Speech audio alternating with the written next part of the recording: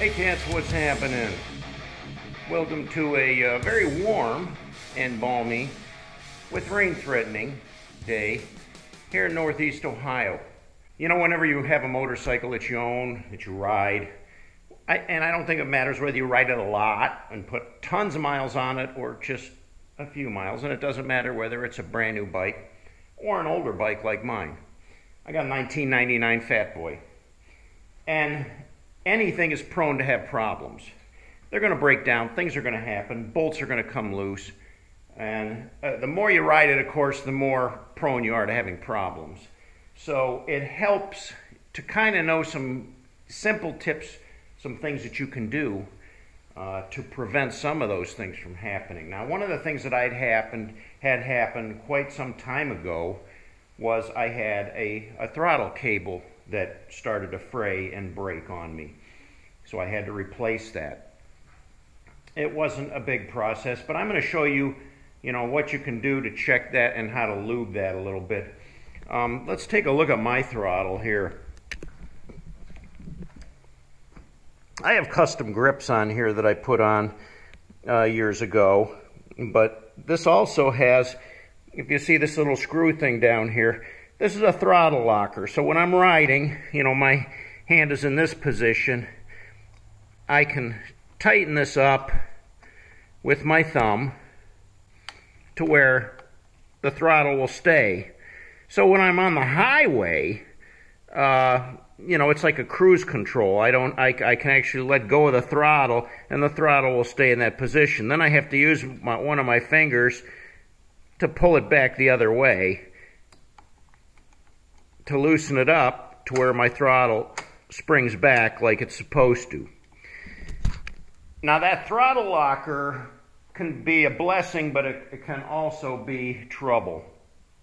When you're on the highway and your arm's on the handlebar for hours at a time, if you're going on an extended trip, you need to rest your hand. You need to take it down, get some blood in it. But of course, when you let go of the throttle, it snaps right back.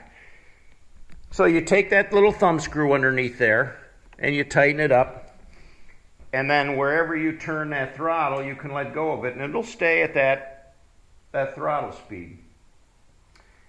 What you have to remember, though, is, if you need to stop or slow down, you're going to have to manually turn that back. And if you tighten this too tight, it won't turn very easily.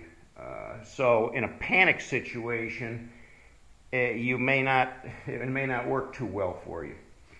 And then the other thing is, when you're going to loosen it up and you have to use your forefinger, especially if you have gloves on, it can be a little tricky to reach up in there. It's a little tight, see? It sits between the two throttle cable brackets there. So it's a little difficult. Actually, it's easier to lock it with your thumb than it is to unlock it with your forefinger. And like I said, especially if you have gloves on, it can be tricky. Now, it's not a cruise control. So say if I set this throttle to run at, say 3,000 RPM or something like that, where I'm traveling maybe 65 mile an hour. I can let go of it, and it'll maintain somewhere in that speed, but when I come to a hill, it's going to slow down. And when I go downhill, it's going to speed up. If I come up behind a tractor trailer, those trucks tend to make a vacuum to where you'll accelerate into that. So you have to be aware, that you're going to have to play around with that thing. It's not going to be like an automobile where you set the cruise control at 65 or 70 mile an hour and it's just going to stay at 70 mile an hour. That's not going to happen with one of these throttle lock levers on there. Okay, and I just wanted to explain that briefly. I don't use this very often unless I'm on an extended trip and I'm on the highway all day, and then I will use it. But I'm very well versed in how it works, and I'm very careful when I'm using it. And I don't use it a lot. I just use it when I need to rest my arm a little bit, and then I take it off right away so that my throttle snaps back the way it's supposed to. Now I'm going to show you how I lube the cables to keep them, from drying out from splitting and coming apart. And also it'll make your throttle lever a little easier to turn if you keep them lubed up. Now the first thing I'm going to need here is this little star bit. There's a little star screw on the top of the housing. There's also one down here underneath the housing. I had to move my mirror. I have to remember to readjust that when I go riding again. But let me pop that thing off of there. Now that I got it loose, I can stick it back in there and unscrew it easier this way instead of using the ratchet.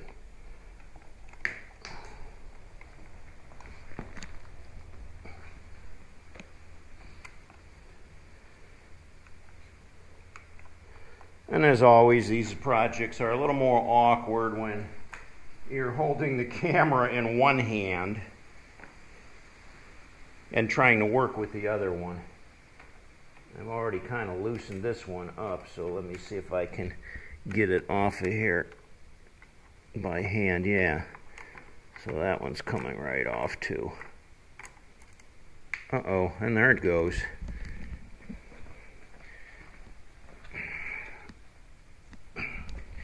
Nice to have a clean garage floor where you don't lose things. And I always try to put them somewhere where I know they are, where they're out of the way, where I'm not going to lose them later, where they're not going to get knocked on the floor or something. Now that those two screws are out, I can kind of pull this housing up out of the way.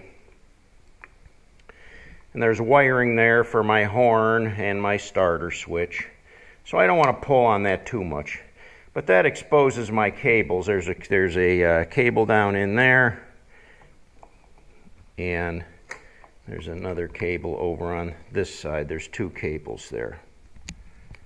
There's two different methods you could use, or two different products that I would use for my throttle cable. One would be WD-40. It has this, extension tip on there, which you can get down and spray. But I also have this little Lube Master pen. The tip comes off, and it's like a little needle type. I can pull this top off, and then by squeezing this, you see how the oil comes out of the tip there? I can stick that down. And I'm going to use this today, this lube. So we'll come back over here to the throttle, and I'm going to stick this tip down in there where it can get right into my throttle cable. And I'm going to give it a couple squeezes there. And then I am going to work that in by twisting my throttle.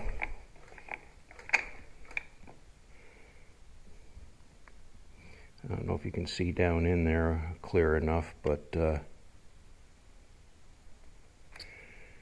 got plenty of oil to lube up that cable. And I'm going to do the same one over on here. So I'm not going to film that because it's a little, I'm going to need two hands. I need to pull the throttle back and then put the oil in there.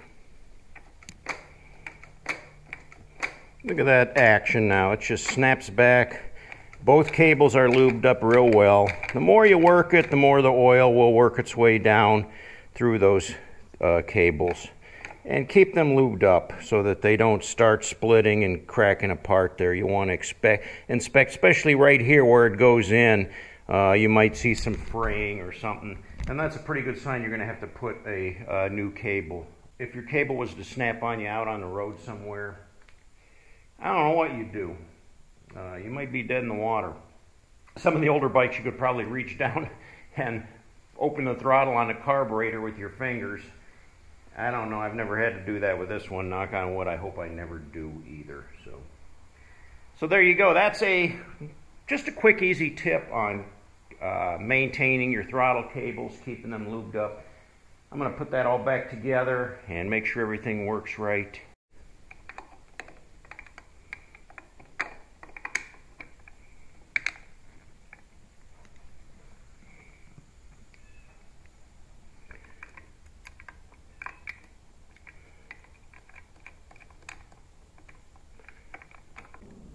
Don't over tighten it, just snug it up.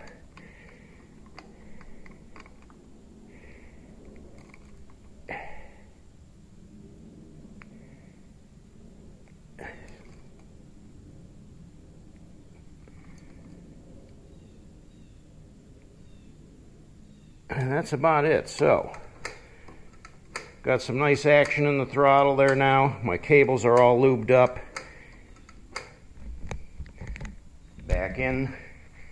Back in shape again, ready to ride.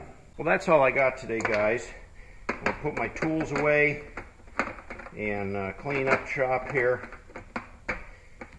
Always keep your tools put away in neat order. That way, the next time you go to use them, you know exactly where everything is.